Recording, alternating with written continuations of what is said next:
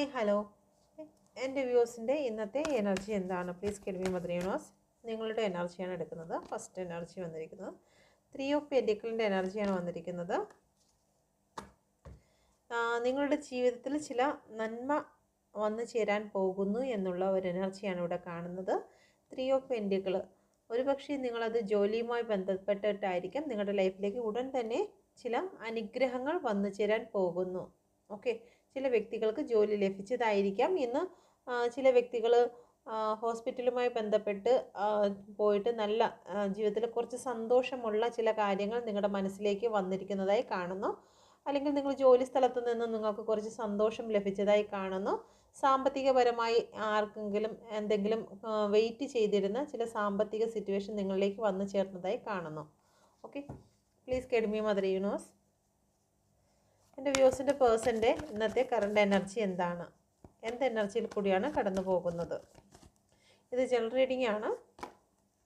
നിങ്ങളുടെ പേഴ്സൺ ഇപ്പോൾ ഈഗോയിൽ തന്നെയാണ് നിൽക്കുന്നത്. നിങ്ങളുടെ പേഴ്സൺ ജസ്റ്റിസ് ആഗ്രഹിക്കുന്നുണ്ട്. അവർക്ക് ജസ്റ്റിസ് വേണമെന്ന് അവർ ആഗ്രഹിക്കുന്ന ഒരു എനർജിയാണ് ഇവിടെ കാണുന്നത്. Please get me mother universe. എൻ്റെ വ്യൂസിനെ പ്രതി, വ്യൂസിൻ്റെ റിലേഷൻഷിപ്പിനെ പ്രതി എന്ത് എനർജിയിൽ കൂടിയാണ് എൻ്റെ വ്യൂസിൻ്റെ പേഴ്സൺ കടന്നു പോകുന്നത്?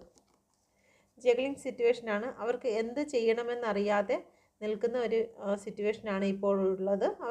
അവരുടെ മനസ്സിൽ 2 സിറ്റുവേഷനുണ്ട്. വേണമോ വേണ്ടയോ, അല്ലെങ്കിൽ മറ്റെന്തെങ്കിലും ഒരു കാര്യവും നിങ്ങളുമായിട്ട് അവർ ജഗ്ൾ ചെയ്യുന്നതായി കാണുന്നു. ഓക്കെ, നിങ്ങൾക്ക് വേണ്ടി അവർ വെയിറ്റ് ചെയ്യുന്ന ഒരു എനർജിയാണ്. നിങ്ങളുടെ ഓർമ്മകളിലാണ് അവർ ഇരിക്കുന്നത്. ഓക്കെ, നിങ്ങളുടെ കോൾ മെസ്സേജ് അവർ നോക്കുന്നുണ്ട്. ഇപ്പോൾ അവർ ഒരുപാട് ബേർഡൻ അനുഭവിക്കുന്നതായി കാണുന്നു. Okay, please get me mother universe. എൻ്റെ വ്യൂസിന് നൽകുന്ന മെസ്സേജ് എന്താണ്? വ്യൂസിൻ്റെ പേഴ്സൺ നിങ്ങൾക്ക് നൽകുന്ന മെസ്സേജ് എന്താണ്? ഓക്കെ, നിങ്ങളുടെ പേഴ്സൺ നിങ്ങൾക്ക് നൽകുന്ന മെസ്സേജ് എന്താണ്?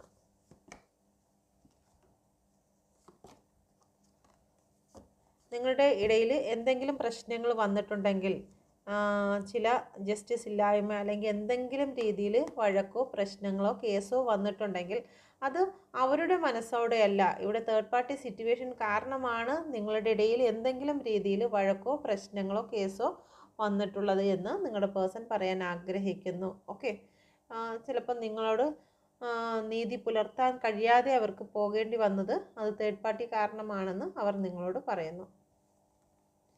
അവർക്ക് നിങ്ങളോട് സ്നേഹമാണ് എന്നുള്ള ഒരു എനർജിയാണ് ഇവിടെ വരുന്നത്. ഓക്കെ, നിങ്ങൾ എപ്പോഴും സന്തോഷിക്കുകയും വിജയിക്കുകയും ചെയ്യുക എന്നുള്ളതാണ് അവർ ആഗ്രഹിക്കുന്നത്. ഓക്കെ, കൂടുതൽ വീഡിയോയ്ക്ക് എൻ്റെ ചാനൽ കൂടി സബ്സ്ക്രൈബ് ചെയ്യുക, സന്ദർശിക്കുക. Thank you. God bless you.